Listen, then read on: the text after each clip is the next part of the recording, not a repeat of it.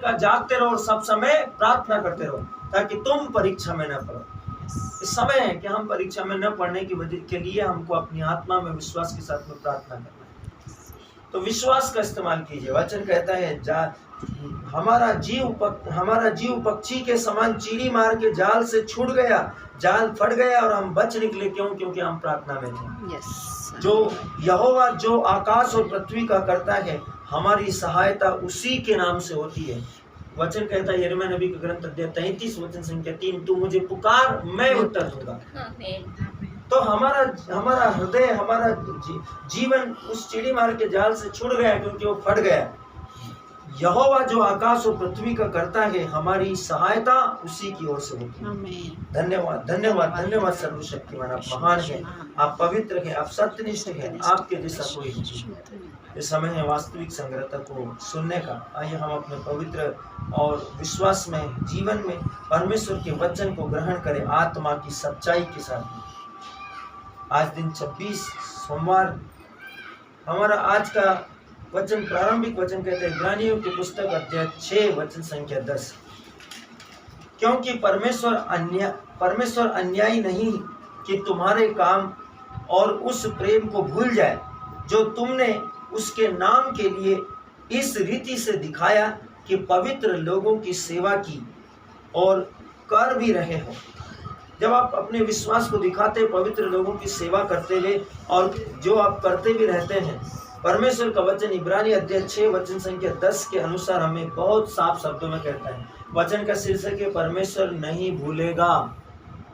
परमेश्वर नहीं भूलेगा जो आपने अपने जीवन में किया, जो आपने विश्वास के क्षेत्र में किया, जो आपने पवित्रता के क्षेत्र में किया, जो आपने आध्यात्मिकता के क्षेत्र में किया, जो आपने परमेश्वर के राज्य के क्षेत्र में किया, जो आपने सिर्फ और सिर्फ परमेश्वर की इच्छा के लिए किया है, परमेश्वर उसको कभी नहीं भूलेगा।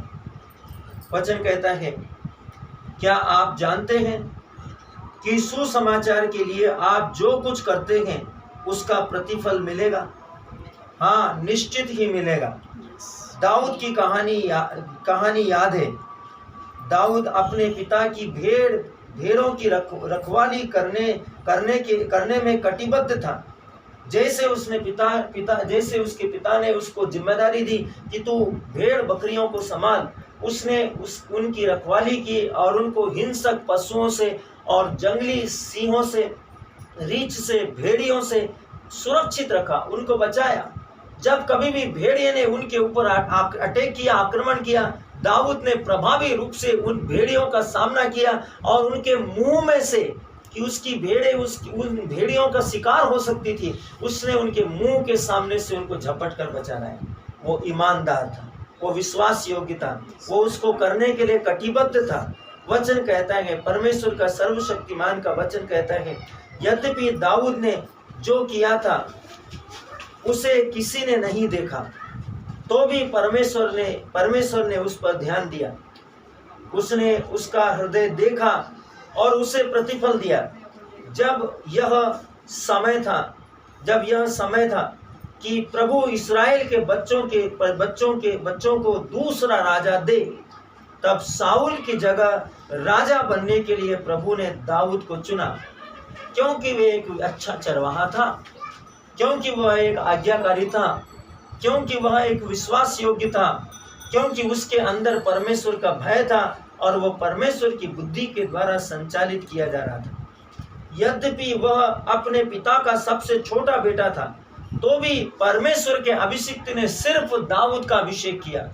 उसने 11 भाइयों को रिजेक्ट कर दिया और दाऊद का अभिषेक किया। सोचिए मेरे प्रियो, परमेश्वर सर्वशक्तिमान का वचन कहता है, इसलिए भलाई करने में थको मत, क्योंकि परमेश्वर इसे देखता है और जल्द ही आपको उसके सबके सामने प्रतिफल देगा जो कुछ आप अपने विश्वास में करते हैं। वचन अध्ययन कहता है, संत मत्ती अध्याय 10 वचन 42, आओ हम प्रार्थना करें। धन्यवाद पिता, मुझे आपकी और अधिक सेवा करने के लिए इच्छुक हृदय देने के लिए, प्रेरित हृदय देने के लिए, जिज्ञासु हृदय देने के लिए, विश्वासी हृदय देने के लिए, दृढ़ता से सत्य के मार्ग पर अपने विश्वास को लगाने वाला हृदय देने के लिए मैं आपका धन्यवाद देता हूँ यीशु मसीह के नाम में, आमीन। धन्यवाद धन्यवाद धन्यवाद सत्यनिष्ठ पिता, आप महान हैं। आज दिन सोमवार 26 जून सन 2023, हमारा आज का जो प्रारंभिक वचन है वास्तविक संग्रहता का, वह है पहला यूहन्ना अध्याय 2 वचन संख्या 15।